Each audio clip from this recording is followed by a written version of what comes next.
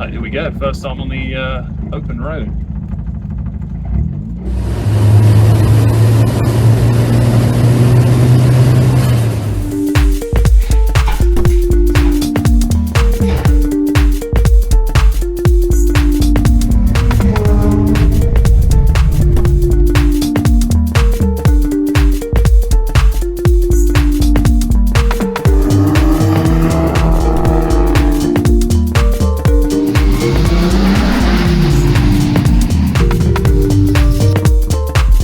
So, just got the van out of the unit, just letting it warm up for a minute. And this is going to be the first drive on a proper road. So here goes nothing, off to the MOT station, I guess. Checked all the levels and stuff, so see what happens, I guess.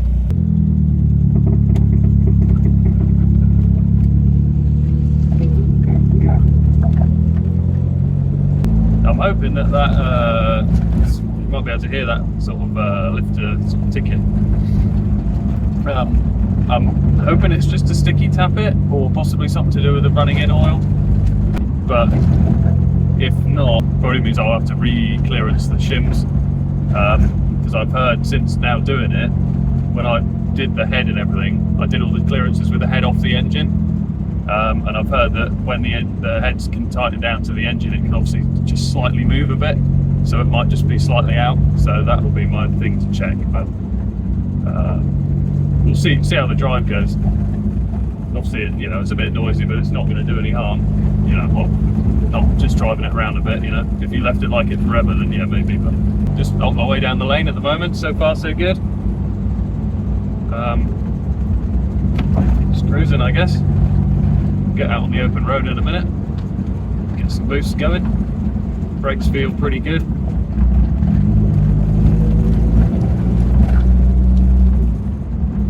Feel a bit better now I've sorted out that servo sort of leaky seal or whatever it was. Feel a lot more sort of there, if you know what I mean. Whereas before they were slightly sort of vague. I've got a slight rattle from the exhaust back there somewhere. Seems to get it on idle there. I just did the clutch. I think it just needs twisting around a bit. I think it's just touching on the floor of the bed at the back. I mean, it's quite a rattly old van anyway, so I'm used to it, but feels really good to be back in it again. Right, here we go. First time on the open road.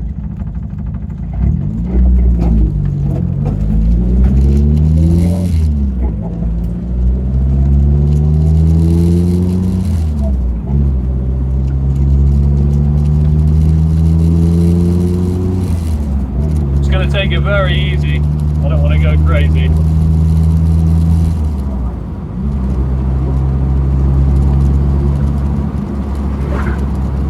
Up into fifth gear. Not 100% sure on the speedo. Obviously, having the different engine and everything in it, and it's still got the 1.3 speedo. But what I could gauge around the yard, it was all right. See, so good. 50 mph so far.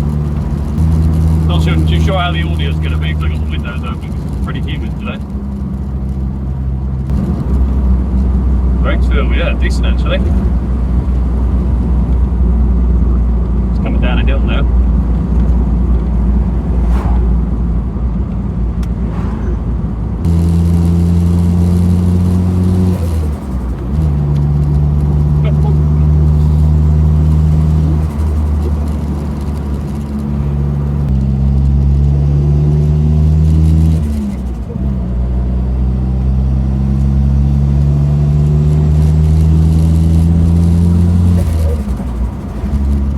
Sounds so good.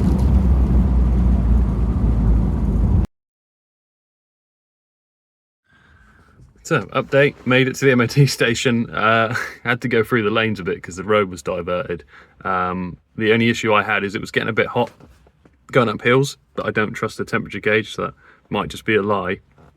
Also, it would just cut out randomly, but I think what it is something to do with either the power supply to the fuel pump or the trigger for the relay, because you could just literally turn it off and on again and it was fine.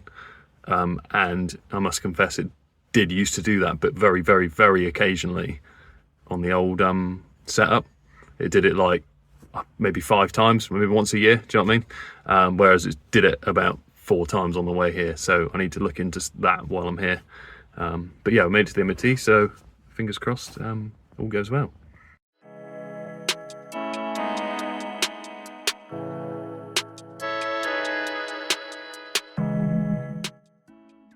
Wow, so MOT, pass, happy days. While I was there, I managed to have a look at the fuel pump issue I said I had on the way. So what I gathered is that the trigger for the relay wasn't, there was something, it was a dodgy connection or something. It wasn't getting 12 volts like reliably. So I think what was happening is it would lose it, and then obviously the fuel pump would just die, and then as soon as you reset it, it would come back again. So what I did is just used a different 12 volt ignition supply to it, and that seems to be right. It was fine all the way back. Absolutely awful weather, and obviously I'm just babying it around, so I didn't bother filming it because it was absolutely tipping it down. So it was raining all the way back. So I'm glad I've got a vehicle with a roof this time for an MOT, otherwise that would have been a nightmare in TVR. So yeah, all good, passed. Seems to be running all right. I don't trust the temperature gauge because it says it's running quite warm, and there's this really annoying flashing indicator when it gets just over half. It starts flashing at you, the temperature, which doesn't make sense because you'd think it would be running at half. So it's literally like a tiny bit over and it will just start flashing, and then even if it drops back, it won't go off. So that's really annoying. I've got a funny little gauge on the radiator. It's at like 80, so that's, you know, fine. You know, sort of 95 is where I would have thought it would be running. But it just feels warm, like in the cabin feels very warm. Obviously you've got the heater matrix, and like by your feet it's like very toasty. So I'm not sure what's going on there. I might invest in upgrading the cooling. I know the Civic radiator isn't the biggest, but I mean, if it runs Ben's Civic with the H22 in, I would have thought it would run this. Anyway, yeah, so far so good. Seemed to be all right on the way home. But I'm actually going to come up tomorrow and I'll do some more testing. So see you instantly, but for me it'll be tomorrow. Bye. So a couple of days have passed since the MOT. Well, actually it's about a week, thinking about it. A week has passed. I was going to come up the next day and just drive it around and do some bits and pieces. But what I did is I slept on it and decided I'm just going to do the clearances because, as I say, it was a bit rattling. I was hoping it would quieten down after I drove it, but it didn't. So I delved straight into that. Obviously, as you do, go for an MOT, drive up the unit, take it apart. So I started doing that. I'm glad I did because I found that a couple were loose, hence the rattling noise. But a couple were actually tight, which can be worse. So I've had the shims out, sent them the ones that were tight to get machined, which I think it was Barry at Field Speed did for me, and he literally turned them down in a couple of days, so that was really good. So I'm just about to put them back in and just double check the clearances before I put it back together. So these were the offending shims. Weirdly, 1, 2, 3 and 4 were a bit tight, whereas 7 and 8 were a bit loose. The 2 in the middle were actually spot on, but I think it's either I messed up the measuring initially, or where the head has been torqued down, everything's moved a bit. But these two, I think it was this one especially, was quite loose, because what I managed to do on this one was add some spares, so I could use one of the original ones, which was good because there was still quite a gap on that one. Whereas the others have all been, these ones have been taken off. You can see they're nice and clean.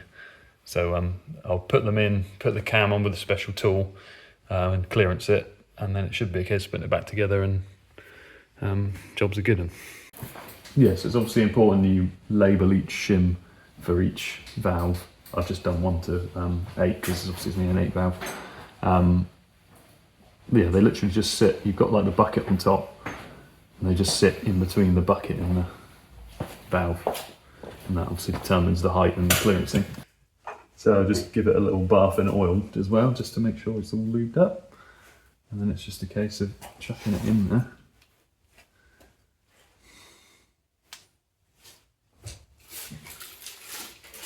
Making sure it's nice and flat, and then you just put the bucket back on. Boom, done. So I'll just do that for the rest.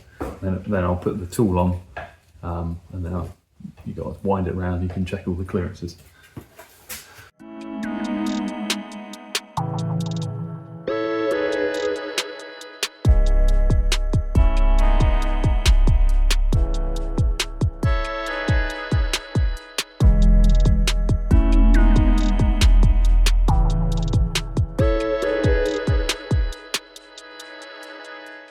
This is the special tool that you have to use on these type of engines to hold the cam in, because the actual cam cover itself holds the cam in. There's no separate sort of like bearing journal bits for it. So it's a bit of a faff, but Austin Rover in their wisdom decided this was the best way, probably to save about 10p per little cap, which I think is what Ben suggested. These are the feeler gauges. Now, because it's quite difficult getting the access into under each lobe, I've actually bent these, so these are sort of just for this engine now. So with a bit of luck, they should all be 0.3 to 0.32. So that's what we're going to try for. So you basically just turn them over so your lobe's sticking up and you're going underneath the bottom of it. So a bit of luck, there we go. That one fits in there nicely. So what I'm going to do is, I've got a 0.05, so that shouldn't go in now. And then that tells me it's going to be in betweenish, the right place. Yeah, see now that won't go in with the 0.05, but it does go in with the 0.3. That fits in there lovely. Whereas before, couldn't get that in there, could just get the 0.2 in. So I had to take 0.1 of a mil off the top of it. Like I say, that was a bit tight, that one. So now I've just got basically a case of going through all of them and checking that this fits in, and then it's good to go. Put the cam cover back on. You've got to seal it up, so obviously I've got to wait for that to dry. Put the cam belt back on, tighten it up. Should be much quieter.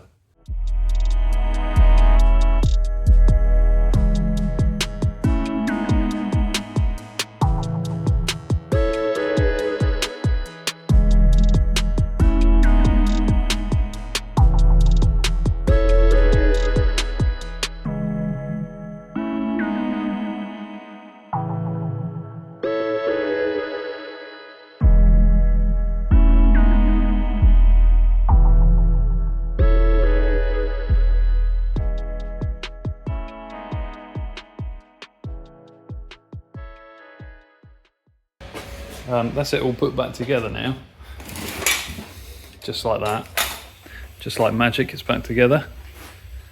I've whipped it over by hand a couple of times, all seems good. I'm going to fire it up and just make sure the belt settles, there's no leaks out of the seals and stuff.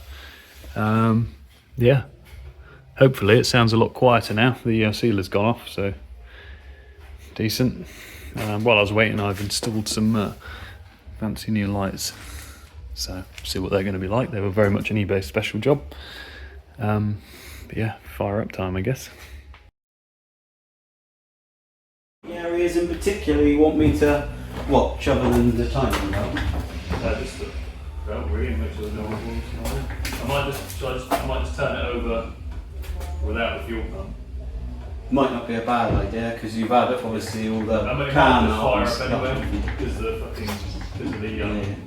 fuel. There's no tools or nothing still on crank pulleys or nothing. Yeah, hang on, let me just do a double check through my mind. I've done that up, done the tensioner up, that's the important bits. Yeah. See the head's done up still. And I've put that. So, yeah, I wound it around a little bit before I tensioned it. Yeah. Have you done a couple rotations? Yeah. To check if it all and stuff?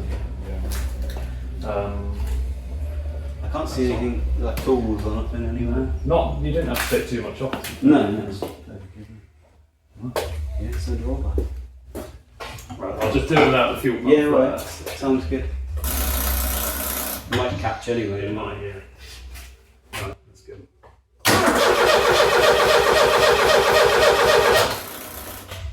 That looks all good, mate. That looks. Sorted. That hasn't moved or nothing. It's all, yeah. No. What? Give us some beans. Give it a sound first, isn't it?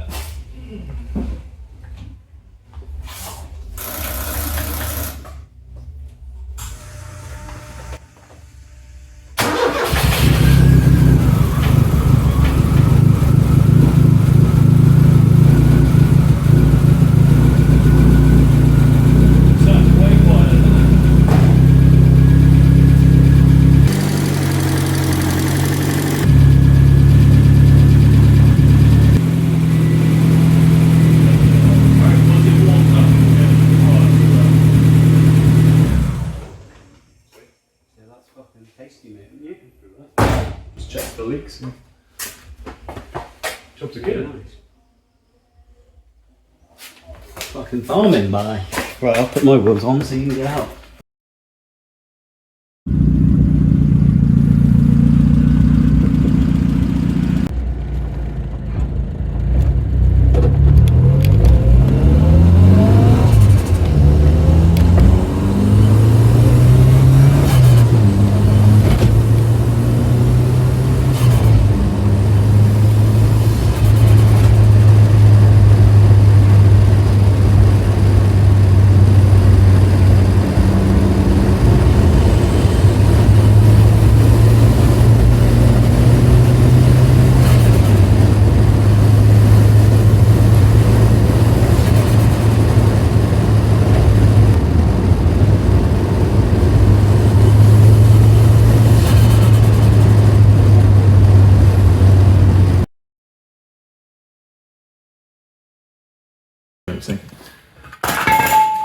So, Sorry. Really fucked it there, didn't I? cut.